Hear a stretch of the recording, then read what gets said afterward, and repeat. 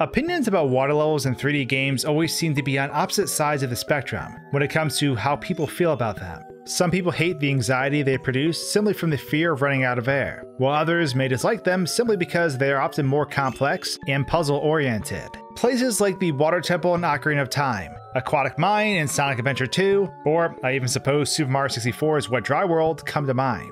That seems to be one level type that is more dark, dreary, and cramped feeling to some degree. Whereas on the other side of the spectrum, we have chipper water levels like Super Mario Sunshine's beaches and places like Beach Bowl Galaxy in Super Mario Galaxy. Still a water level, but entirely different in feel and scope.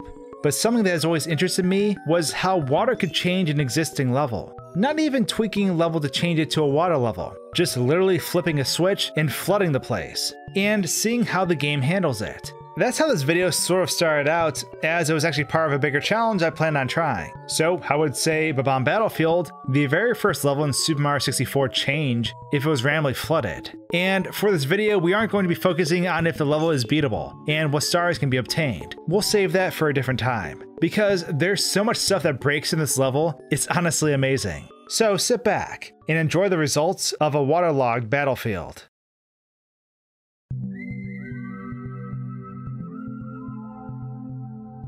Bob-omb's Lagoon. So we jump, or swim, into the most iconic painting in the Mario universe, only to suddenly be submerged under tons of water. And not too long after this happens, we hear the cries of Goombas exploding on the horizon. Because they're placed underwater, they are immediately defeated as soon as we move into their active range. Staying down below in this watery area is a bit of a gamble since we have to collect coins in order to breathe.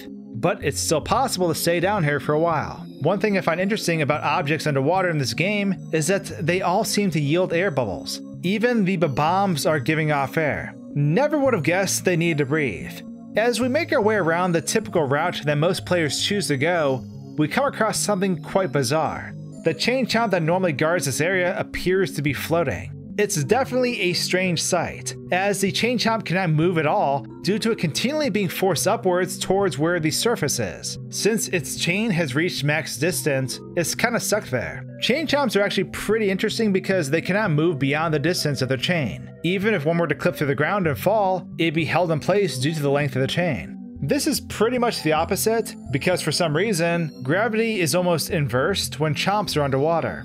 Who would have known something this heavy and made of metal was full of so much air? Kidding aside, what's really happening here is that the chain chomp is being launched hundreds of feet into the air by the water surface. We can't tell because the chain is holding it in place though. However, if we remove the water, free the chomp, and then immediately add the water back, it's a lot more clear. The chain chomp stops its normal animation that it does when it's freed, which is when it smashes the door open, and instead stutters and shoots off like a rocket upwards. This will continually happen if the water level disrupts the animation process. If we let the water completely recede though, the animation will continue, although change slightly. It's definitely a lot of fun to mess around with this.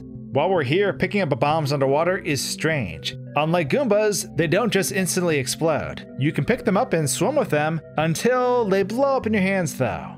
Next up, we have these strange black cannonballs that roll down the mountain. So what's funny about these things is they completely lose their momentum once they pass through the surface of water. When this happens, they stay still and don't disappear. There isn't a spawn limit either, so the entire mountain just starts becoming littered with them. They slowly slide due to the incline of the mountain's hill, but overall, it's just a neat sight. We have to be careful not to let too many load though, as the game could possibly crash. While on the topic of these black spheres, it's important to note that Koopa the Quick's route becomes completely muddied by them. Koopa can run underwater just fine, but these black cannonballs actually alter his actions. He will slow down and attempt to jump over them if he encounters them. And with our current setup, there's way more than there's supposed to be here. But something else takes place here as well. And for those who watched my Zombified Bowser video, you'll be familiar with this concept. Super Mario 64's water prevents characters from swapping animations if a character lands in it. This is why the chain chomp was freaking out, but not proceeding forward with its animation. Koopa the Quick is the same way. He'll jump, but because he's landing in water, he can't actually land. So he just ends up sliding in his jumping pose. This can cause him to fall off track at places like the gap on the mountain.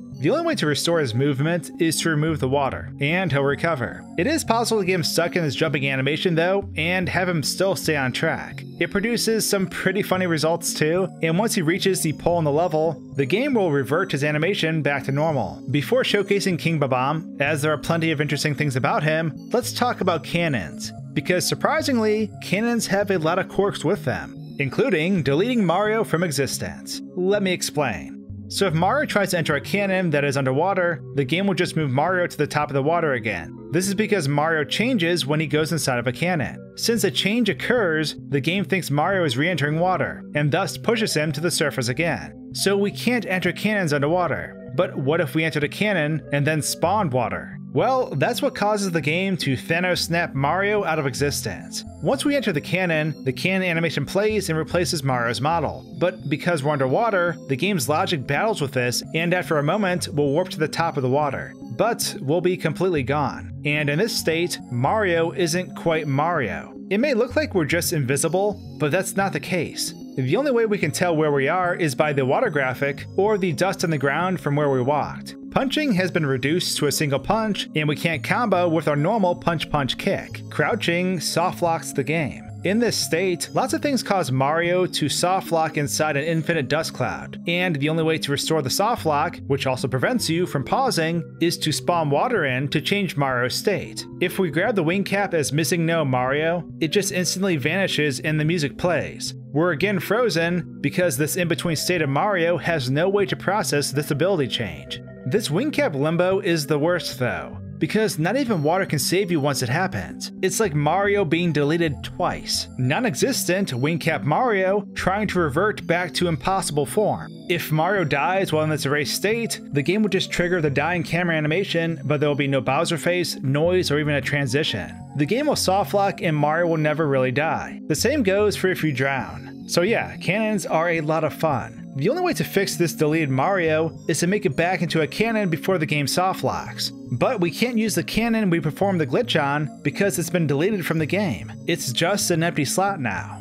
Heading to the top of the mountain, we encounter King Bob-omb in all his soon-to-be underwater glory. Mario isn't capable of starting the fight if he's currently swimming, so we need to land first before doing so. If King Bob-omb's fight is initiated and we have water back, it is possible to be grabbed by King Bob-omb while swimming. Doing so will basically destroy his throw because it will have zero momentum behind it. Sometimes it spits you out on top of the water, and sometimes it doesn't. Either way, Mario's struggling animation doesn't exist underwater, so you're free to stay in your swimming pose as you're being tossed around. King Bob-omb can be picked up while underwater too. Doing so will allow Mario to swim with him in his hands. If we exit the water, King Bob-omb will become weightless and we can jump around with him. This is because exiting the water resets Mario back to his default carrying state, which is comparable to carrying a cork box. It doesn't have the added aspects of carrying something heavy, which normally prevents Mario from jumping and causes him to move slow. Like this, we can run around and jump with the king. If we decide to throw the king in any amount of water, he'll never come in contact with the ground though.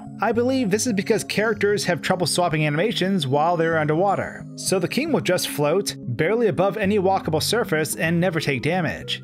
If he is thrown off the mountain, he'll slowly sink into obscurity. If the water is drained at any point, the king will jump back to the top of the mountain from wherever he is currently standing. It's kinda bizarre. With this though, we can actually kill the king from far away at the top of the mountain. We simply toss him into water and then drain the water when he's far away. The same dialogue will take place despite the distance, and we'll have our star. Oh, and swimming into a cannon while holding the king just makes you drop him. We can't Thanos snap both of us out of existence. So all in all, adding water to Bob-omb Battlefield screws up the game in a ton of different ways. If you found this video interesting and want to see a full deep dive water analysis on the game as a whole, let me know in the comments below. Would it be possible to beat the entire game if it is all underwater? We can certainly find out. Before signing off, I do have one last thing I want to say. Do you remember playing games as a kid and thinking they looked absolutely mind-blowing? But now, those same games appear muddy and blurry if you play them on the original hardware. The crispness of the games went away as newer and better graphics came about, and our minds adjusted. Sure, emulation produces great results, but it's also error-prone and doesn't carry the same feeling completely. There's just something about the original console that can never be replaced. While at E3 these past years, I met a group of individuals developing something pretty awesome though. Now, this isn't sponsored or an affiliate message. It's generally something I find really cool. It's called the M Classic, and it basically is a dongle you plug in that upscales and optimizes your console's output to higher resolutions. I gave it a whirl at E3 this year, and it was really awesome. Now, I'm not going to get into the specs of what it does and how it does it, as that can be better explained by more tech-savvy individuals. But if you have a moment, I highly recommend checking out the crowdfunding campaign in the description below.